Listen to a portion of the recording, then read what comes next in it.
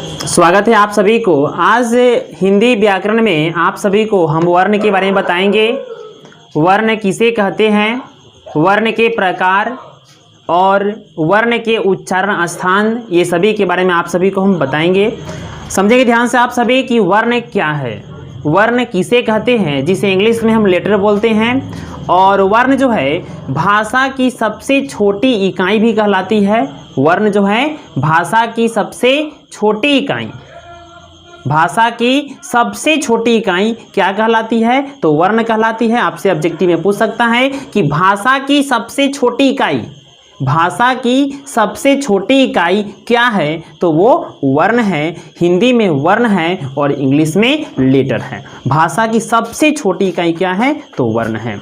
अब समझेंगे वर्ण क्या है, वर्ण किसे कहते हैं, वर्ण से आप क्या समझते हैं। तो डिफिनीशन है, वह मूल ध्वनि, वह मूल ध्वनि जिसे खंडित या टुकड़ा नहीं कर सकते हैं। वह मूल ध्वनि जिसे हम खंडित नहीं कर सकते हैं, खंडित या टुकड़ा नहीं कर सकते हैं, उसे हम वर्ण कहते हैं। आपसे ये सवाल पूछेगा वर्ण किसे कहते हैं या वर्ण से आप क्या समझते हैं, तो वह मूल ध्वनि, ध्वनि का मतलब होता है आवाज़, उच्चारण के द्वारा जो हमारी जो आवाज़ निकलती है कह सकते हैं। तो वह मूल ध्वनि जिसे खंडित या टुकड़ा नहीं कर सकते हैं, उसे हम क्या कहते हैं, तो वर्ण कहते हैं। जैसे देखेंगे अ, ई आधा क है आपका, हलंत का, ग आधा ग इत्यादि, ये सभी क्या है आपका, तो वर्ण है। तो आपसे पूछ सकता है कि वर्ण क्या है, तो वह मूल ध्वनि जिसका खंड या टुकड़ा नहीं कर सकते हैं, तो उसे हम वर्ण कहते हैं। अब समझेंगे वर्ण की, तो आप सभी समझे कि वर्ण क्या है, वर्ण का डेफिनेशन समझे और समझेंगे। देखिए हिंदी के वर्णों को अक्षर भी कहा जाता है। हिंदी के वर्णों को क्या कहा जाता है, अक्षर भी कहा जाता है। और अक्षर जो है समझें किन किन चीज़ों से मिलकर बना है। अक्षर, अ का मतलब होता है नहीं, और अक्षर का मतलब होता है विनाश, यानी जिसका अंत ना हो सके, जिसे हम अंत नहीं, तोड़ नहीं सकते हैं, विनाश नहीं कर सकते हैं, वो आपका अक्षर है। जिसको हम अंत मतलब विनाश नहीं, नष्ट नहीं कर सकते हैं, वो क्या है, आपका अक्षर है। तो हिंदी के वर्णों को क्या कहते हैं, अक्षर भी कहा जाता है। आपसे पूछ सकता है कि हिंदी के वर्णों को क्या कहा जाता है, तो अक्षर कहा जाता है। नेक्स्ट टॉपिक है भाषा की सबसे छोटी इकाई। बता दिया आप सभी को कि भाषा की सबसे छोटी इकाई क्या है, तो वर्ण है। नेक्स्ट है वर्ण संकेत किसे कहते हैं। वर्ण संकेत क्या है या वर्ण संकेत से आप क्या समझते हैं, तो हर वर्ण की अपनी लिपि होती है, हर वर्ण की अपनी लिपि होती है, उसी लिपि को हम वर्ण संकेत कहते हैं। फिर समझेंगे आप सभी, हर वर्ण की, वर्ण संकेत क्या है, तो हर वर्ण की लिपि होती है, यानी वर्णों, प्रत्येक वर्ण को पढ़ने के लिए, समझने के लिए एक लिपि होती है, उसी लिपि को हम क्या कहते हैं, तो वर्ण संकेत कहते हैं। जैसे हिंदी का लिपि देवनागरी है, उर्दू का लिपि आपका फारसी होती है, तो इस प्रकार इंग्लिश में रोमन होता है। तो इसी प्रकार से प्रत्येक वर्ण की एक लिपि होती है, उसी लिपि को हम वर्ण संकेत कहते हैं। तो आपसे सवाल पूछेगा वर्ण संकेत किसे कहते हैं, तो लिपि को कहते हैं। लिपि को क्या कहते हैं, तो वर्ण संकेत कहते हैं। हर वर्ण की अपनी लिपि होती है, उसे क्या कहते हैं, तो उसे वर्ण संकेत कहते हैं। ऑब्जेक्टिव में ऐसे पूछेगा आपसे लिपि को क्या कहते हैं, तो लिपि को वर्ण संकेत कहते हैं। लिपि को क्या कहते हैं, तो वर्ण संकेत कहते हैं। या आपसे ऑब्जेक्टिव ऐसे ही पूछ सकता है निम्न में देवनागरी क्या है। निम्न में देवनागरी क्या है, तो एक लिपि भी है और वर्ण संकेत दोनों हैं। ठीक, तो हर वर्ण की अपनी लिपि होती है, उसी लिपि को क्या कहते हैं, देवनागरी कहते हैं। देवनागरी लिपि भी है और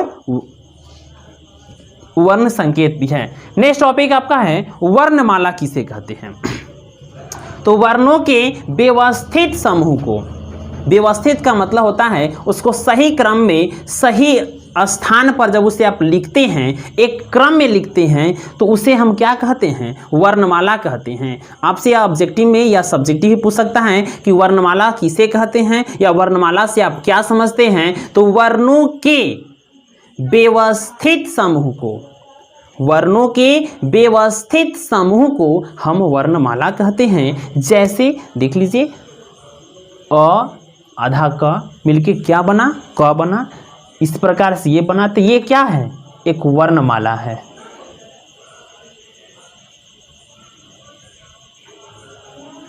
क्या है ये? वर्णमाला है, क्योंकि एक व्यवस्थित क्रम में सज करके लिख करके एक दूसरे वर्ण की उत्पत्ति हुई और ये इसलिए क्या कहलाया? तो वर्णमाला कहलाया। समझेंगे आगे। वर्ण के मुख्यतः दो भेद बताए गए हैं। मुख्य रूप से ऐसे दो प्रकार वर्ण के हैं, एक आपका स्वर वर्ण और दूसरा आपका व्यंजन वर्ण। आपसे पूछ सकता है ऐसे कि वर्ण के कितने प्रकार होते हैं, वर्ण के कितने भेद होते हैं। तो वर्ण के मुख्यतः दो भेद होते हैं, एक आपका स्वर वर्ण और दूसरा आपका व्यंजन वर्ण। स्वर वर्ण किसे कहते हैं? तो समझेंगे, जिस वर्ण का उच्चारण किसी दूसरे वर्ण की सहायता से नहीं हो, जिस वर्ण का उच्चारण किसी दूसरे वर्ण की सहायता से नहीं हो, तो उस वर्ण को हम स्वर वर्ण कहते हैं। फिर समझेंगे, स्वर वर्ण से आप क्या समझते हैं? तो जिस वर्ण का उच्चारण किसी दूसरे वर्ण की सहायता से नहीं हो, उसे हम स्वर वर्ण कहते हैं। आपसे यह सवाल पूछ सकता है कि स्वर वर्ण का उच्चारण किसी दूसरे वर्ण की सहायता से होती है? तो नहीं होती है। तो स्वर वर्ण वह है जो अपना उच्चारण खुद स्वयं वह कर लेता है, किसी दूसरे वर्ण की सहायता नहीं लेता है, उसे हम स्वर वर्ण कहते हैं। स्वर्ण शब्द जो है स्व से बना हुआ है और स्व का मतलब होता है खुद अपना कार्य जो कर लेता है। स्वर शब्द जो है बना है स्व से और स्व का मतलब होता है खुद, अपने आप कर लेना। वह किसी दूसरे पर डिपेंड नहीं है, दूसरे पर निर्भर नहीं है, वह अपना उच्चारण जो है अपने खुद कर लेता है, किसी दूसरे वर्ण की सहायता नहीं लेता है। तो उसे हम क्या कहते हैं? तो स्वर वर्ण कहते हैं। तो आपसे पूछेगा सवाल कि स्वर वर्ण किसे कहते हैं? तो जिस वर्ण की सहायता किसी दूसरे वर्ण की जिस वर्ण का उच्चारण किसी दूसरे वर्ण की सहायता से नहीं हो, तो उसे हम क्या कहेंगे? तो उसे स्वर वर्ण कहेंगे। स्वर वर्ण क्या है? तो जिस वर्ण का उच्चारण किसी दूसरे वर्ण की सहायता से नहीं हो, तो उसे हम स्वर वर्ण कहेंगे। जैसे अ, आ, ई, उ, री, ए, ओ, ये सभी क्या है आपके? तो स्वर वर्ण है। और स्वर वर्णों की कुल संख्या जो है 11 है। स्वर वर्णों की कुल संख्या कितनी है? तो 11 है। आपसे ऑब्जेक्टिव में पूछ सकता है कि कुल स्वर वर्णों की संख्या कितनी है? ऑप्शन 8, 6, 5, 11। तो 11 में टिक करेंगे। कुल स्वर वर्ण कितने हैं? तो 11 है। फिर समझेंगे आप सभी, हिंदी में मुख्यतः वर्ण के दो भेद हैं। मुख्यतः दो भेद ऐसे बहुत सारे बताए गए हैं। तो एक आपका हर्ष स्वर है वर्ण, एक क्या है आपका? हर्ष स्वर वर्ण। एक हर्ष स्वर वर्ण और दूसरा जो है दीर्घ स्वर वर्ण। हर्ष का मतलब होता है कम समय लेने वाला। तो जिस स्वर वर्ण का उच्चारण कम समय में हो, फिर समझेंगे। स्वर वर्ण तो समझ गए कि जिस वर्ण का उच्चारण किसी दूसरे वर्ण की सहायता से नहीं हो, तो उसे हम स्वर वर्ण कहेंगे। स्वर वर्ण के फिर मुख्यतः दो प्रकार, एक है आपका हर्ष स्वर वर्ण, दूसरा आपका है दीर्घ स्वर वर्ण। तो हर्ष स्वर वर्ण किसे कहेंगे? तो जिस स्वर वर्ण का उच्चारण कम समय में हो, जिस स्वर वर्ण का उच्चारण कम समय में हो, तो उस स्वर वर्ण को हम क्या कहेंगे? तो हर्ष स्वर वर्ण कहेंगे। जैसे अ, ई, उ, री, ये आपका जो है हर्ष स्वर वर्ण है, जिसके उच्चारण में बहुत कम समय लगते हैं और इसकी संख्या जो कितनी है? तो 4 है। आपसे यह पूछ सकता है कि हर्ष स्वर वर्ण की संख्या कितनी है? तो 4 है। हर्ष स्वर वर्ण की संख्या कितनी है? तो 4 है। कौन कौन से हैं? तो अ, ई, उ, री। आपसे ऐसे ही पूछ सकता है कि री कौन सा स्वर है? री कौन सा स्वर है? ऑप्शन हर्ष स्वर वर्ण, दूसरा दीर्घ स्वर वर्ण, तीसरा दोनों, चौथा इनमें से कोई नहीं। तो री जो है आपका हर्ष स्वर वर्ण है। आपसे पूछ सकता है अ कौन सा स्वर है? तो अ जो है हर्ष स्वर वर्ण है। कैसे? क्योंकि इसके उच्चारण में बहुत कम समय लग रहा है। नेक्स्ट टॉपिक है दीर्घ स्वर वर्ण क्या है? दीर्घ स्वर वर्ण से आप क्या समझते हैं? तो जिस वर्ण का उच्चारण अधिक समय में हो, जिस वर्ण का उच्चारण, दीर्घ का मतलब होता है बहुत, अधिक, ज्यादा। दीर्घ का मतलब क्या होता है? अधिक, बड़ा, ज्यादा। तो दीर्घ स्वर वर्ण, तो जिस स्वर वर्ण का उच्चारण, जिस स्वर वर्ण का उच्चारण अधिक समय में हो, यानी जिसको बोलने में, जिसके उच्चारण में थोड़ा ज़्यादा समय लगता हो, तो उस स्वर वर्ण को हम क्या कहेंगे? तो दीर्घ स्वर वर्ण कहेंगे। आपसे पूछ सकता है कि दीर्घ स्वर वर्ण से आप क्या समझते हैं? तो जिस स्वर वर्ण का उच्चारण करने में ज़्यादा समय लगता हो, तो उस स्वर वर्ण को हम दीर्घ स्वर वर्ण कहते हैं। जैसे आ, पहले अ था, अब आ, ज़्यादा लग रहा है समय। ई, ऊ, ए, ऐ, ओ, औ, ये जो है ज़्यादा समय ले रहा है उच्चारण में, इसलिए ये क्या कहलाया? तो दीर्घ स्वर वर्ण कहलाया। तो आपसे पूछ सकता है कि दीर्घ स्वर वर्ण क्या है? तो जिस स्वर वर्ण का उच्चारण अधिक समय में हो, या जिस वर्ण का उच्चारण अधिक समय में हो, तो उसे हम दीर्घ स्वर वर्ण कहते हैं। जैसे आ, ई, ऊ, ए, ऐ, ओ, औ, ये आपका क्या है? तो दीर्घ स्वर वर्ण है। अब यहाँ समझेंगे कि हर्ष स्वर वर्ण की संख्या 4 थी, और तो दीर्घ स्वर वर्ण की संख्या कितनी होगी? तो 7। आप सब्जेक्टिव पूछ सकता है कि दीर्घ स्वर वर्णों की संख्या कितनी है? तो 7 है। अब हर्ष स्वर वर्ण की संख्या 4 और दीर्घ स्वर वर्ण की संख्या 7, कुल मिलाए तो 11, यानी स्वर वर्णों की संख्या कितनी है? तो 11 है। नेक्स्ट टॉपिक है आपका, अब देखिए बच गया अंगह और अह। ये क्या है? अंगह और अह क्या है? तो अंगह जो है, इसको तो अंगह बोले, सॉरी, अन, जिसको अन बोलते, अन और अह। अन और अह क्या है? अंग, मिस्टेक हो गया है। अन क्या है? तो अन को हम अनुस्वार भी बोलते हैं मात्रा में, और अह को विसर्ग बोलते हैं। तो देखिए अन जो सब, अन जो है, अन जो बना हुआ है वह 2 से बना हुआ है। अ और अंग से मिलके बना हुआ है।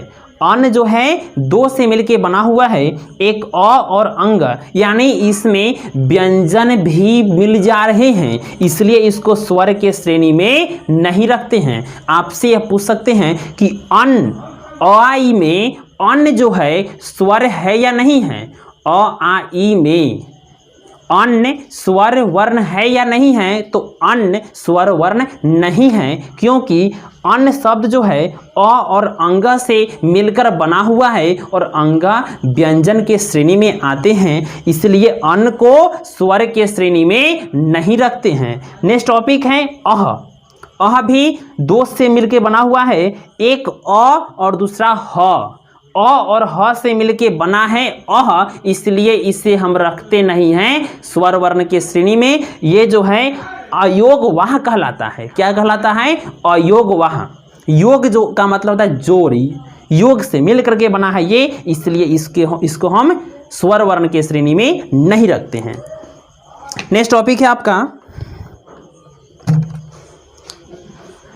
अब समझते हैं स्वर वर्ण के उच्चारण स्थान। आप समझे स्वर वर्ण किसे कहते हैं? स्वर वर्ण के प्रकार समझे आप सभी। आप समझिए स्वर वर्ण के उच्चारण स्थान क्या है। तो स्वर वर्ण के उच्चारण स्थान जो है, जैसे अ और आ, अ और आ का उच्चारण स्थान जो है क्या है? तो कंठ है। अ और आ का उच्चारण स्थान कंठ है। जैसे कंठ, अ, आ, न इसमें होस्ट की प्रयोग हो रही है, न तालु का, न जीभ का, सिर्फ कंठ से उत्पन्न हो रही है। अ आ बोल के देखेंगे तो वह कंठ से निकल रही है, तो अ और आ का उच्चारण स्थान क्या होगा? तो कंठ होगा। नेक्स्ट है ई, ई, ई, ई, तो ये तालु, ई, ई, आपका जीभ थोड़ा तालू में सट रहा है तो ई निकल रहा है। नेक्स्ट है ऊ, ओष्ठ, ऊ, देखिए तो होठ की सहायता से बोल रहे हैं तो ये इसका क्या है उच्चारण स्थान, ओष्ठ। ये सब्जेक्टिव में पूछेगा आपसे कि ऊ का उच्चारण स्थान क्या है तो होष्ठ है, ओष्ठ है। नेक्स्ट है री का मूर्धा है, जैसे री निकल रहा है अंदर से। नेक्स्ट है आपका ए, कंठ और तालु दोनों के मिलने से निकल रहा है क्या, ए। नेक्स्ट है आपका ओ, ये भी आपका कंठ, आधा कंठ और आधा ओष्ठ दोनों से मिलकर निकल रहा है ओ और औ। तो आपसे ऑब्जेक्टिव में से पूछ सकता है कि ओ का उच्चारण स्थान क्या है तो कंठ और तालु, कंठ और ओष्ठ है। पूछेगा आपसे आ का उच्चारण स्थान क्या है तो कंठ है। इस प्रकार से आपका पूछ सकता है सवाल। नेक्स्ट है आपका वर्ण का प्रकार है व्यंजन वर्ण। वर्ण का दूसरा प्रकार क्या है, व्यंजन वर्ण। अभी आप सभी वर्ण किसे कहते हैं, स्वर, फिर वर्ण के प्रकार दो, एक आपका स्वर वर्ण के प्रकार समझ गए। अब है नेक्स्ट आपका व्यंजन वर्ण किसे कहते हैं। व्यंजन वर्ण किसे कहते हैं तो जिस वर्ण का उच्चारण स्वर वर्ण की सहायता से हो उसे हम व्यंजन वर्ण कहते हैं। जिस वर्ण का उच्चारण स्वर वर्ण की सहायता से हो, जिस वर्ण का उच्चारण स्वर वर्ण की सहायता से हो उसे हम क्या कहेंगे तो व्यंजन वर्ण कहेंगे। स्वर वर्ण का क्या था डिफिनेशन, तो जिस वर्ण का उच्चारण किसी दूसरे वर्ण की सहायता से नहीं हो तो स्वर है, और व्यंजन में क्या है तो स्वर की सहायता से हो तो क्या कहलाएगा, व्यंजन वर्ण कहलाएगा। तो इसका डिफिनेशन है कि जिस वर्ण का उच्चारण स्वर वर्ण की सहायता से हो तो उससे हम व्यंजन वर्ण कहेंगे। आपसे ऐसे पूछ सकता है कि व्यंजन वर्ण किसे कहते हैं, व्यंजन वर्ण से आप क्या समझते हैं तो जिस वर्ण का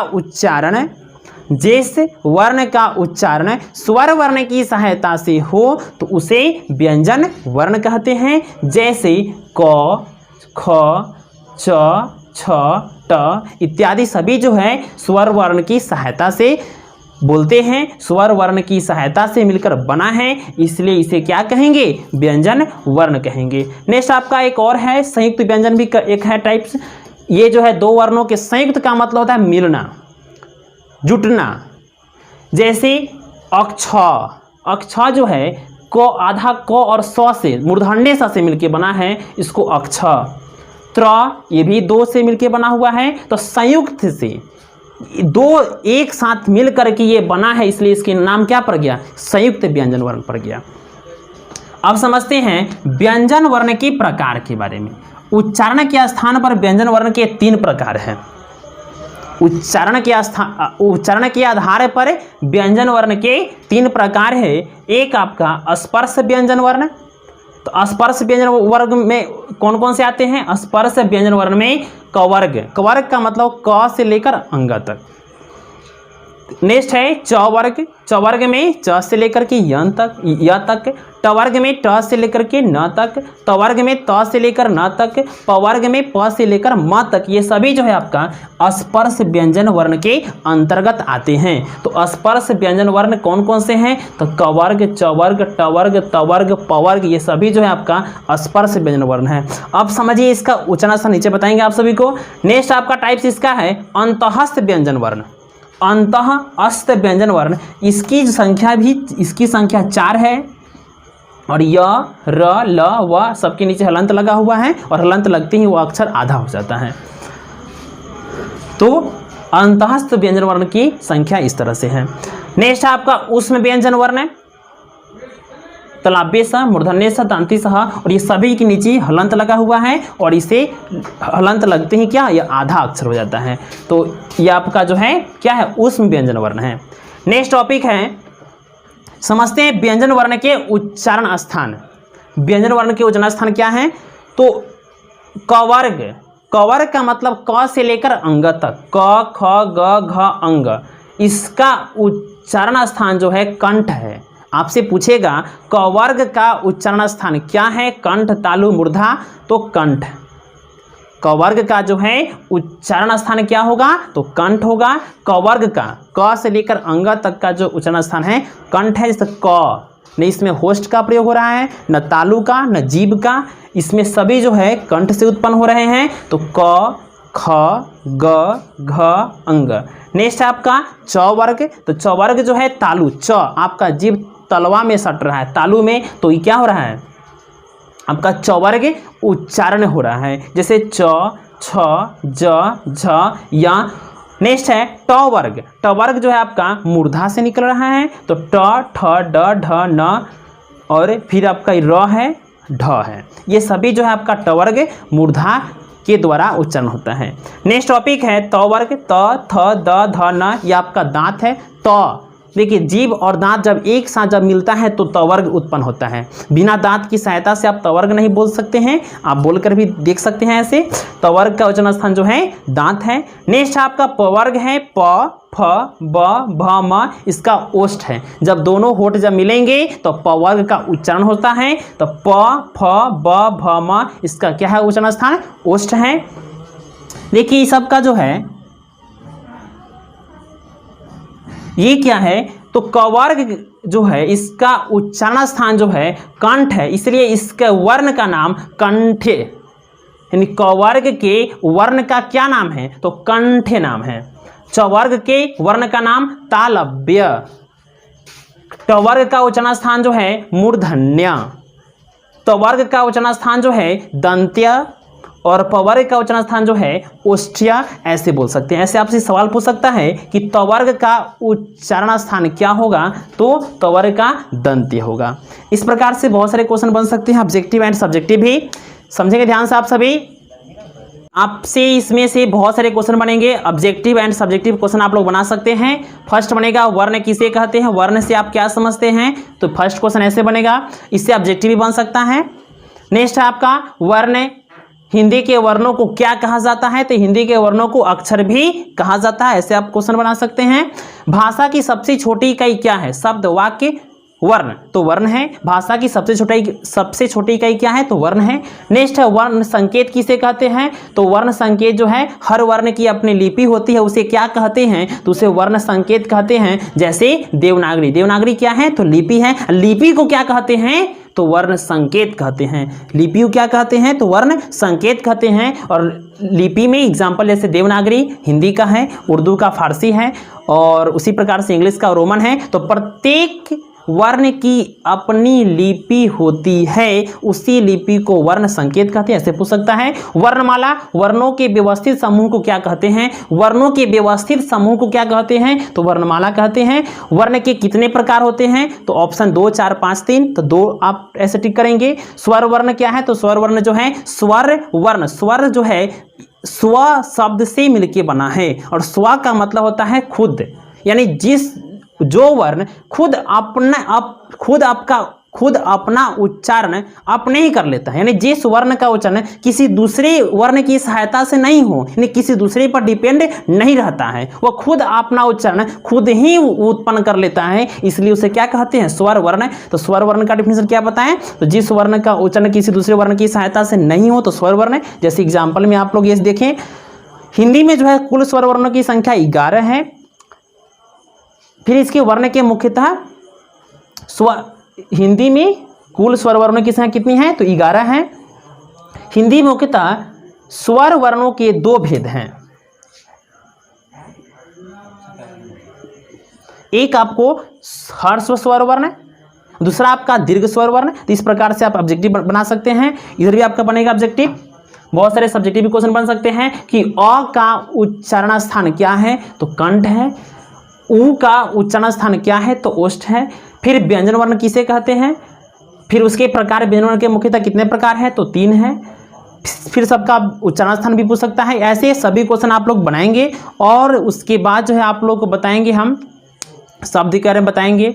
शब्द है, वाक्य है, लिंग है, बहुत से ऐसे चैप्टर हैं जो आपको बताते रहेंगे। और आप सभी इसको ऑब्जेक्टिव एंड सब्जेक्टिव क्वेश्चन बनाएंगे, इसको रीडिंग करेंगे, और जो भी होगा आगे चैप्टर उसको हम पढ़ाते रहेंगे। और जो भी सब्जेक्ट जितने भी चैप्टर हैं जो अभी तक आप लोग का पढ़ाई हो चुका है उसे आप रिवीजन करते रहें। और हो सकता है आप लोग के लिए हम ऑनलाइन टेस्ट की सुविधा भी रख दें कहीं।